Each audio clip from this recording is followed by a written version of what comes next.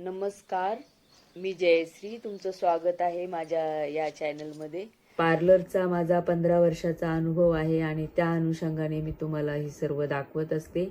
आज मी तुम्हाला रिठे आणि शिकेकाईचं मिश्रण वर्षभरासाठी कसं तयार करून ठेवायचं ते सांगणार आहे.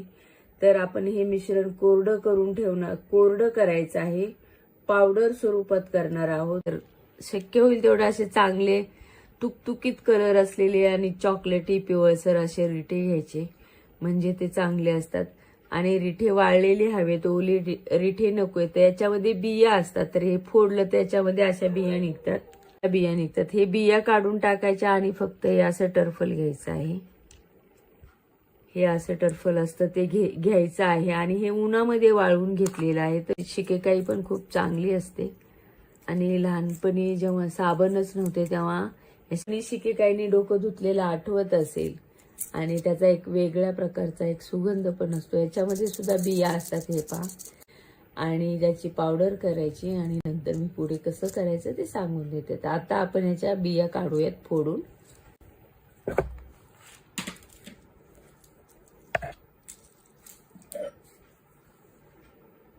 बिया असतात तर ह्या बिया काढून टाकायच्या. तर हे आपण सर्व शिकेकाईमधील बिया काढून घेतलेल्या आहेत आणि बारीक तुकडे केलेले आहेत त्या शिकेकाईचे आणि रिठ्याचे सुद्धा. हे वाळवून घेतलेलं आहे.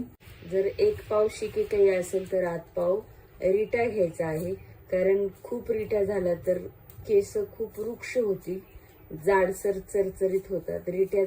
रिठ्यामध्ये फक्त फेस होतो रिठ्याचा आणि होतात केस, त्यामुळे रिठ्याचं प्रमाण कमी ठेवायचं आणि शिकेकाईचं जास्त घ्यायचं. तर याची आता आपण बारीक पूड करून घेणार आहोत. तर आपण ही मिक्सरला पावडर बारीक वाटून घेतलेली आहे आणि अगदी मैद्याच्या चाळणीने चाळून घेतलेली आहे.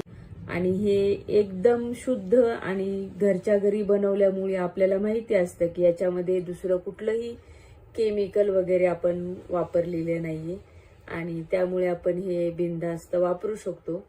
तर तुमचे जर केस पाठीच्या मध्यापर्यंत असतील आणि जराशी पातळ वगैरे असतील तर हा 1 चमचा पुरेसा होईल. ह्या 1 चमच्यासाठी तुम्ही 1 कपभर पाणी घेऊ शकता आणि त्याला 5 मिनिटं उकळून घ्यायचं आहे. आणि खूप छान असं हे शॅम्पू सारखं तयार होतं मिश्रण.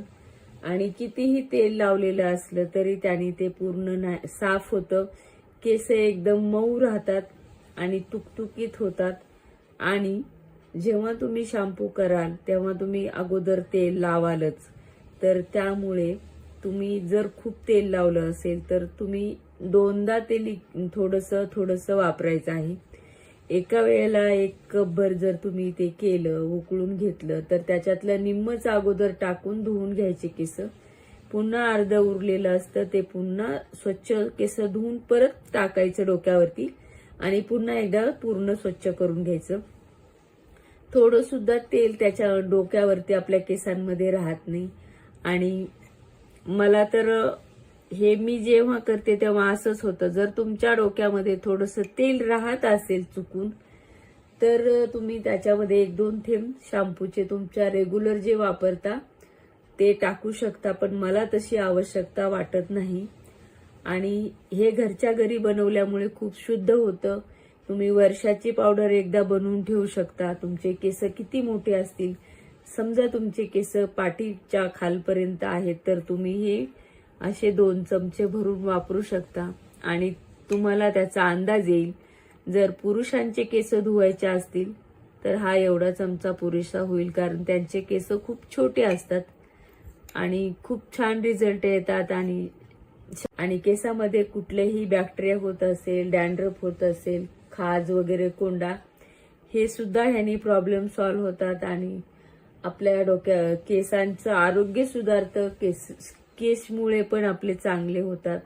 आणि तुम्ही नक्की एकदा घरी बनवून ठेवा ही पावडर. तर बऱ्याच लोकांना रिठा आणि शिकेकाई काय असतं हे माहीत नव्हतं, म्हणून मी हा व्हिडिओ केलेला आहे. आणि आठवड्यातून एकदा तरी याने तुम्ही केस धुतले तर तुमच्या केसांचं आरोग्य नक्कीच सुधारतं. तुमच्या केसांचे बरेचसे प्रॉब्लेम ह्याने पण सॉल्व्ह होतात. तर 1 चमचा हा भरून घ्यायचा आहे. म्हणजे आता तर मला वापरायचा नाहीये, पण मी तुम्हाला दाखवण्यासाठी करून दाखवत आहे. एका पातेल्यामध्ये हा चमचा घेतला, 1 कपभर पाणी टाकायचं आहे.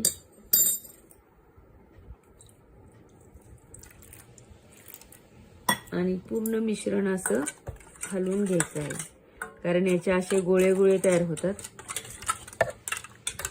आणि जेव्हा तुम्ही हे कराल तेव्हा उकळूनच घ्या, कारण हे उकळल्यानंतर अजून त्याचा चांगला रस उतरतो त्या पावडरचा आणि खूप चांगलं असं त्याचं लिक्विड बनतं आणि डोकं धुवायला पण व्यवस्थित होतं. केस स्मूथ होतात ह्यानी पण. उकळते थोडंसं 4-5 मिनिट आणि पुन्हा एक तुम्हाला हे गाळून घ्यायचं आणि मग कसं करायचं ते सांगते. आता हे उकळलेलं मिश्रण आपण गाळून घेऊयात. बऱ्याच वर्षापासून ह्या व्हिडिओची मागणी केलेली आहे. रिठा शिककाईचा शॅम्पू तुम्ही कसा बनवता ते सांगा म्हणून तुम्हाला. पण रिठ्याने डोक्यावरचं ते तेल असतं केसांमध्ये ते निघून जाण्यासाठी रिठे हे शिकेकाई बरोबर आवश्यक असतात. तर रिठे तुम्हाला मिळतीलच, नाही मिळाले तर तुम्ही ऑनलाईन वगैरे पण पहा. तर अशा पद्धतीने हा शॅम्पू बनवलेला आहे आणि चॅनेलवरती बरेचसे तेलाचे व्हिडिओ आहेत. जे आसपासचे लोक माझ्याकडून तेल घेतात आणि त्यांना रिठे शिकेकाईचं काय करायचं कसं असतं ते माहीत नाहीये, आणि म्हणून मी हे आज तुम्हाला हे दाखवून दिलेलं आहे की पावडर कशी बनवायची आणि त्याचा शॅम्पू कसा तयार करायचा. तर हे मिश्रण जर असं बनवलं तर लगेच तुम्ही डोक्यावरती टाकून डोकं स्वच्छ धुवून घेता, खूप स्मूथ केस होतात. नक्की ट्राय करा. तर हा चॅनेलवरती बरेचसे व्हिडिओ आहेत माझे तेलाचे वगैरे, तर तुम्ही ते पाहू शकता. आणि तुमच्या केसांच्या काही समस्या असतील तर त्याने नक्कीच तुमच्या सॉल्व्ह व्हायला मदत होईल. आणि हा व्हिडिओ तुम्हाला जर आवडला असेल तर नक्की लाईक, शेअर आणि सबस्क्राईब करायला विसरू नका. खूप खूप धन्यवाद.